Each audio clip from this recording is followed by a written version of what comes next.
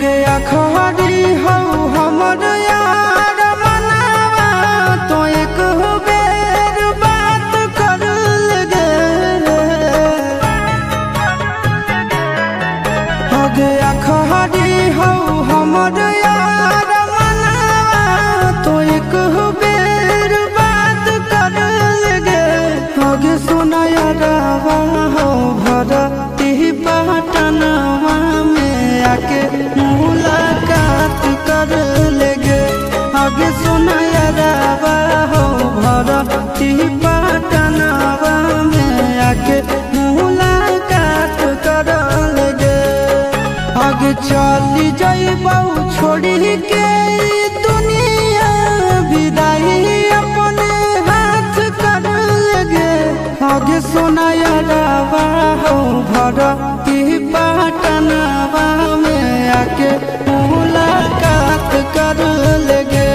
आगे सुना यारवा हो भरती पटनवा में आके मुलाकात कर लेगे।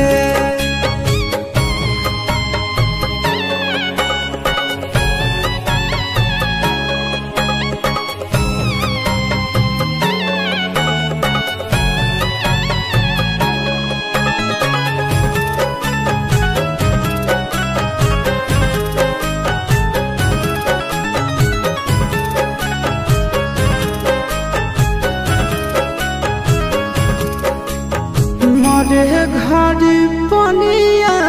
पिलाई दी है जान गे कफन ओढ़ाई दी है टूटत ही जब प्राण गे मरे घड़ी पनिया पिलाई दी है जान गे कफन ओढ़ाई दी है टूटत ही जब प्राण गे आगे हमारा से तोरा जाती प्यार होता भेंट साक्षात कर लगे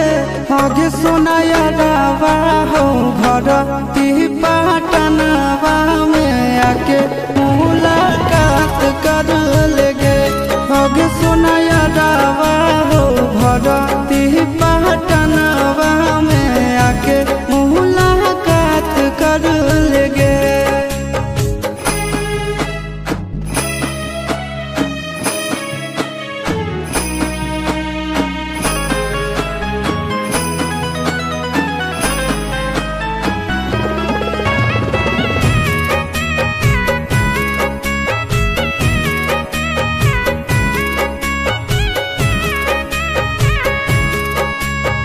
डॉक्टर जवाब दिल के बुलावा मौत के देखी के चेहरा जानू चल जाई है लौट के